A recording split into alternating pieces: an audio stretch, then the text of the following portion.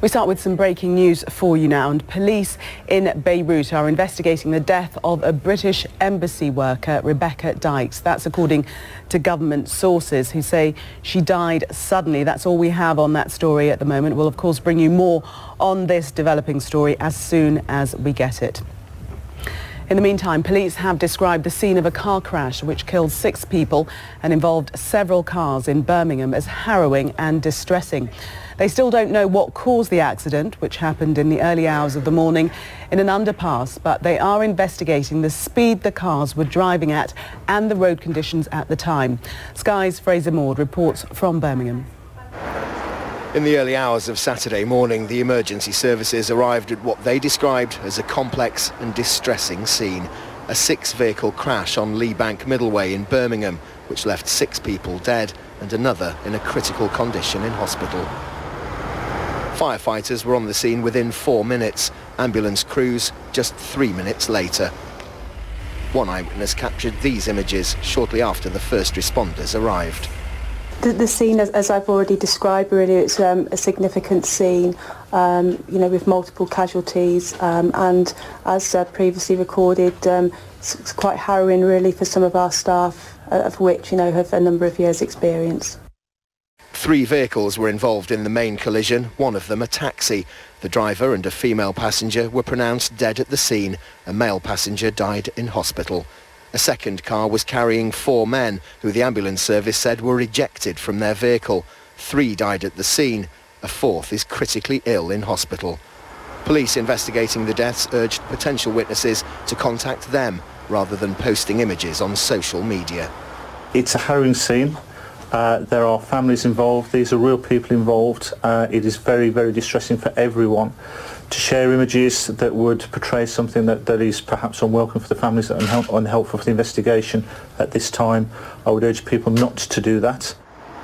3 other people were also treated in hospital for injuries described as not life-threatening. Police investigators have said it's still too early to speculate on the cause of the crash or to give any details about the speeds that the vehicles were travelling or whether any of the occupants were or weren't wearing seatbelts. One thing they did confirm, though, is that the road had been gritted earlier in the evening. After working at such a distressing scene, the emergency services staff who attended will all be offered ongoing psychiatric support. The investigation into the cause of the crash is ongoing. Fraser Maud, Sky News, Birmingham. And Fraser joins us at the scene of the crash tonight. Fraser, what more are the police telling you this evening? Well, at the moment they say that those investigations are ongoing. The road remains closed. They say it will do for much of the evening and probably overnight as well. They are hoping to get it reopened before the rush hour tomorrow morning. In the last hour or so, the fire service have returned to the scene behind me. They've put up those floodlights. They've also put up a privacy screen, and they are now working with forensics officers in those familiar white suits. One can only assume to carry out the difficult and unenviable task of removing one or more of the victims from the wreckage of those vehicles. It's still unclear what happened here last night. It's unclear how fast the vehicles were travelling, what condition the road was in at the time. All of these things would be subject to pure speculation, according to the police. Their investigations, as I say, are ongoing. They're expected to last for several more hours, and they will continue over the next few days as they try and piece together exactly what happened here just after 1 o'clock this morning. OK, Fraser, thank you very much for that. Well, let's return to that breaking news we brought to you a short while ago, and that is that police in Beirut are investigating the death of a British embassy worker, Rebekah Dykes. That's according to government sources who say she died suddenly. Laura Bundock has been following this story, just picked it up for us. What more do we have? Any more detail coming in? Yeah, we've had reaction from her family. So Rebekah Dykes' family have issued a statement saying, "We are devastated by the loss of our beloved Rebekah. We are doing all we can to understand what happened.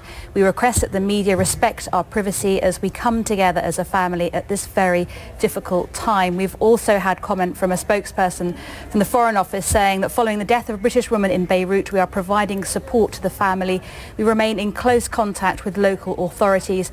Our thoughts are with the family at this difficult time. There are a few details at the moment, but we know that Rebekah's body was found on Saturday, yesterday, by the Metin Highway, one of the big roads in Beirut.